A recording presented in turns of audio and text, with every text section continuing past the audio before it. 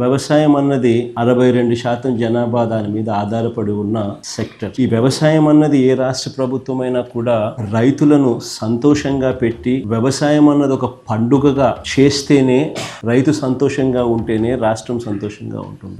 రైతు కూలీ సంతోషంగా లేకపోతే రాష్ట్రం ఎప్పుడూ కూడా ఎదగదు, వెనకడుగు వేయాల్సింది. మా హయాంలో పండుగగా ఉన్న వ్యవసాయం చంద్రబాబు నాయుడు గారి హయాంలోకి వచ్చేసరికి అది దండుగలా మార్చిన పరిస్థితుల మధ్య ఈ రోజు రాష్ట్రంలో వ్యవసాయం కొనసాగుతుంది.